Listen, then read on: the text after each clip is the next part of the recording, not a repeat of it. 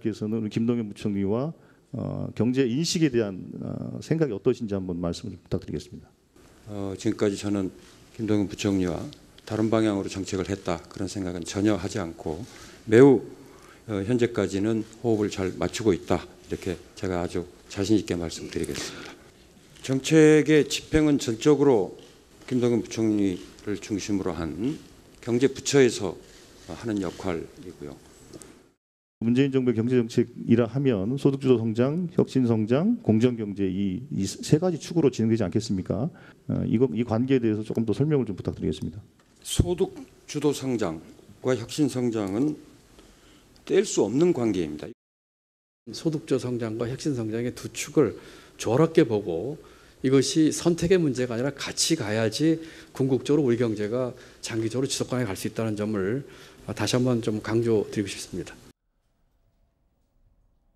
자, 지금 보셨습니다만 김동연 부총리와 장하성 실장이 어제 국회 예결위에 나란히 출석했습니다. 며칠 전까지만 해도 두 분은 뭐 갈등 관계였다 이런 보도들이 계속 나왔는데 이제 어제부터는 아마 수습과 봉합 국면이 아닌가 싶습니다.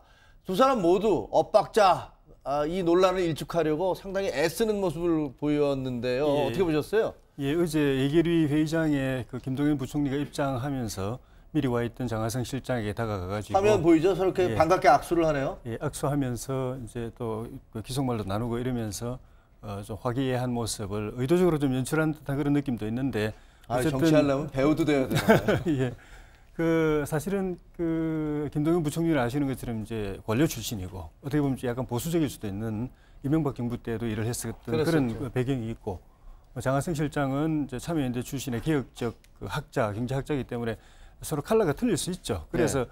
정부 초기부터 그 문재인 정부의 핵심 경제 정책을 놓고 약간의 그 이견들이 노정이 되었었는데 그러다가 지난번에 김 부총리가 삼성 반도체 방문하는 문제를 놓고 장하성 실장이 그 익명으로 그 가서 대기업에 가서 이 투자를 구걸하는 듯한 모습 좋지 않다 이래가지고 좀 갈등이 좀 수면 위로 이렇게 분출됐다가 본격적으로 그저께인가 지난주 또 일요일이죠. 긴급 당정청 회의 때 김 부총리가 소득주도 성장을 비롯한 이런 정책들을 그 내용은 저희가 다 알고 예, 있는 게 다시 설명하실 필요는 없고요. 예, 그랬다가 이제 그 뒤에 문재인 대통령이 수보 회의를 하면서 경제팀워크를 확실하게 해라, 완벽한 팀워크를 보여주라, 국민들 걱정한다 이러면서 이제 저런 의도된 연출성 그 행동이 나왔지 않았나 싶습니다. 어떻게 보세요? 그 사람들이 그러잖아요. 40살 뭐 넘어서 사람이 생각을 바꾸기는 정말 힘들다. 예.